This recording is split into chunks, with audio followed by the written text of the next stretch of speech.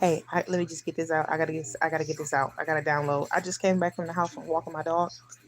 Not really walking him, but I just got out there in some air, fresh air. Let him go potty a couple times. He came right back.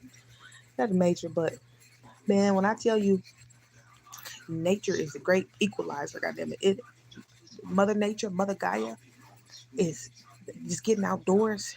That shit is real because I've been in the house and just in here and just trying to doze off. Can't really doze off, so just thinking and whatever.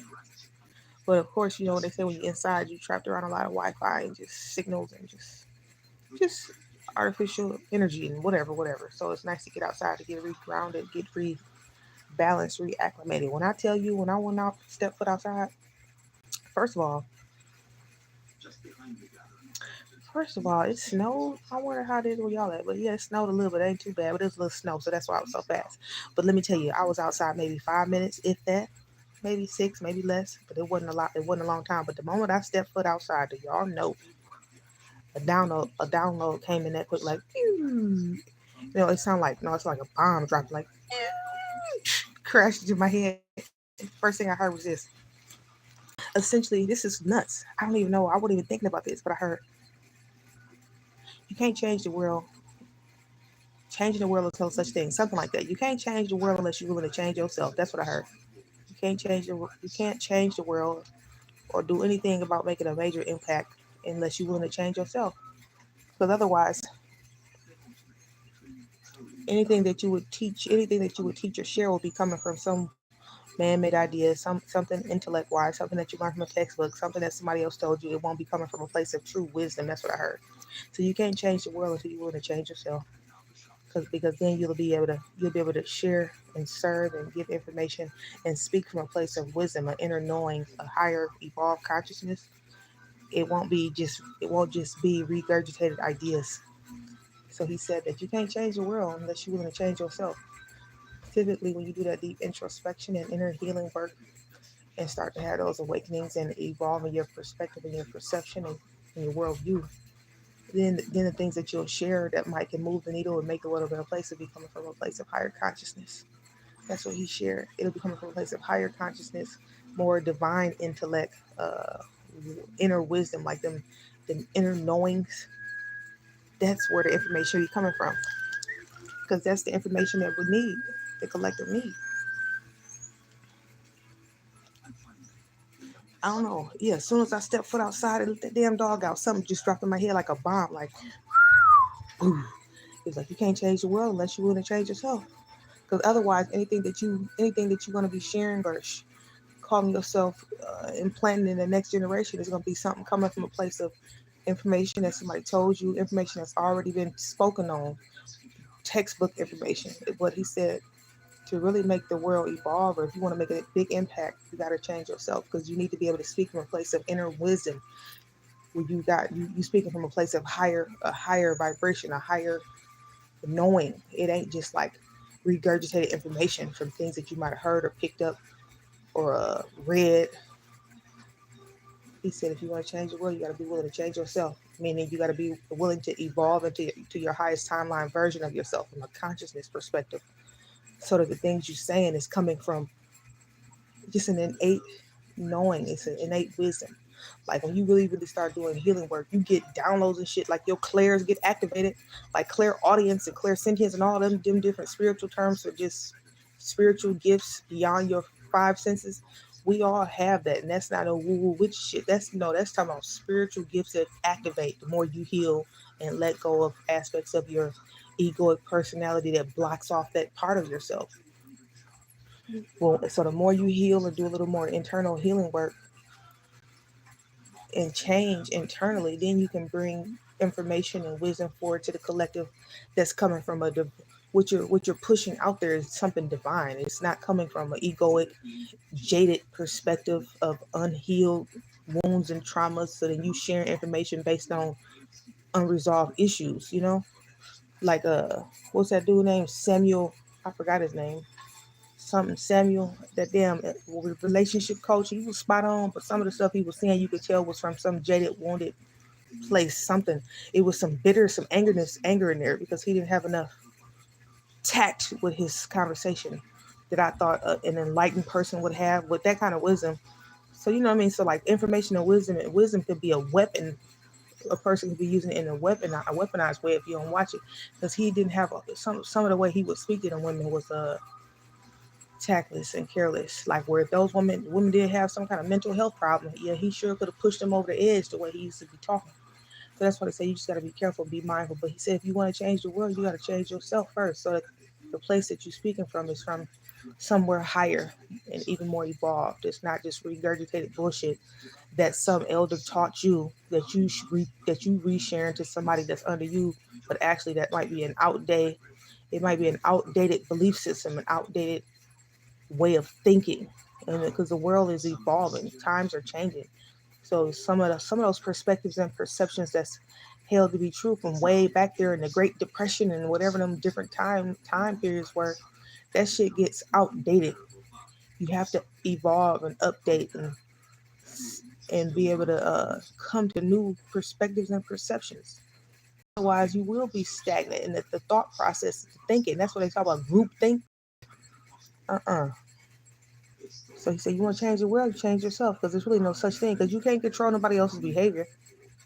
No matter who you are, you just need to change yourself so that you can show up as the best version of yourself, a walking embodiment of an evolved, awakened, conscious person, and figure out a way to walk in integrity with some tact about yourself. So then you'll be an example of it. Like I keep hearing that song, "Walk It Like I Talk It." You got to be able to show up the right way. You got to be able to show that. Even in tough times, even when you're frustrated, hard times, good times, no matter what's going on, you got to be able to show up like that. Not be perfect, but have some type of evolved way about yourself. That's what I think they mean by that. Because you can't really change the world. It ain't even about that. It's about changing yourself, one person. Changing yourself, that's all you can really do.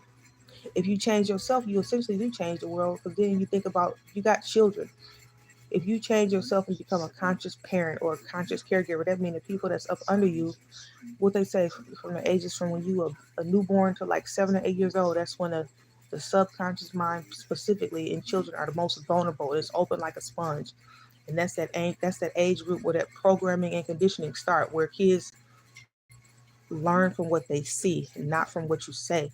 So if you are a walking embodiment of what a conscious awakened person is, and you walk in integrity, you got a good character, you got a decent moral compass, you've got some good ethics, you following moral grounding, and you practice uh giving credit to something higher than you. You know, you're not just egocentric. It's so egotistical, thinking that everything about you is all because of you. You give some credit to something divine. Well, then, if you walking like upright like that, the kids, you essentially you're changed, you're more evolved, and that's a way on like dude said, on a microcosmic way of changing the world, because any youth under you that's watching you represent that. You walking with a good blueprint, so they're gonna pick up the good characteristics. So that's how you do it. But that's what I heard, so I had to get that out. I mean, the moment I put my foot outside that door, Mother Gaia, nature was like, ding, that came in my mind and just downloaded quick. Like, you want to change the world, you got to change yourself. So I was like, oh shit, somebody might need to hear that, because I know what that's about. Because typically you be wanting to look outward, but it's actually an inside game. It's an inside game. That's what Michael Jackson said. If you want to make the world a better place, take a look at yourself, make the change. It's about you. Because anything outside of you, gotta handle that. Because you're not the God of nobody. Even your kids, you ain't their God. So the best thing you can do is just be an upright, walking blueprint of what something half divine, half human look like. So then they can pick that up from you in some way. And that's the best way to do it. So then when they become, 8 and over, as the world and social media start to try to influence them and program them, which happens even after 7, but it's a little slower. It's not as intense. But that infant to that 7 or 8 year old or 9 year old or whoever them doctors be talking about, I think it's like 7 or 8.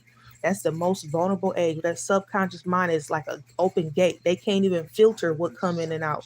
So that's why they say you got to watch who be around your kids, because it ain't even about what that person is saying. It's about the shit that your kids see from that age range. It's going right in the subconscious, right in there.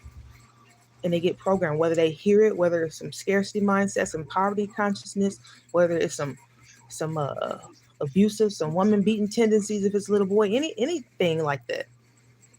It might try to get covered up even when energy be off. And that's why they say, till death do us part, marriage is good. But at the same time, if you got two unhealed people and that marriage can't thrive, you do children a disservice by staying together for the sake of trying to make it look good to society.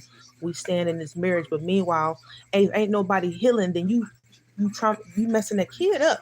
Because even if y'all try to hide the dysfunction of the marriage, man, that energy be thick. That energy, children are closer to the God frequency anyway. So when it's a toxic environment, even if it ain't spoken, that children know what love feel like, and when the energy is actually thick and toxic, even if it's unspoken. So you better off figuring out a way to get along, maybe separate and heal and be co-parent for a minute versus staying together for the sake of the title, with y'all hating each other but trying to fake it, because kids are smart. They pick up that energy. But that's why they say you do the best you can so you can heal. So that when you start healing, your standards will change. When you heal, you're gonna get with somebody healed, which means you're gonna have two healed, not fully healed, but on the way. Two healed individuals, so then your offspring will have a better chance because they're getting raised by more conscious parents. And that's where them terms come, like trauma bonding and all of that shit. Because if you ain't doing no healing work, believe me, you a healed ass person and an unhealed person, it don't even work. So if you're not doing a little bit of introspection or healing work, the only thing you're going to be an energetic frequency or match to is somebody who's unhealed, because that's like a law. It's like a law like gravity. That's how shit attract and come in and out of your life. That's like a real thing. So that's why it's so important. But yeah, so he said, if you want to make the world a better place, you got to look at yourself and do it. Because then whoever watching you, and people be watching you, kids be watching. If you got any kids attached to you, even like little kids, it ain't got to be your kids. How you walking and talking and acting and showing up, mainly the unspoken things. They watching behaviors. They see you. So that's why I say you never know who's watching. People is looking up to you. People looking up to you. They see it. They looking up to you. Whether you know it or not, whether you ever hear it or not, they are. So we got a huge responsibility as an adult to have that awakening, even if you ain't got kids, because it's always somebody watching you, and you want to be some kind of print of what somebody that is human and divine, what they should show up as. But anyway, that dropped in my head, so I had to get that out because I don't want no headache. I don't want no headaches. I love y'all. Hope this helped anybody, somebody out there, because he showed dropped it in my head. So y'all have a good rest of your day. Okay, and bye.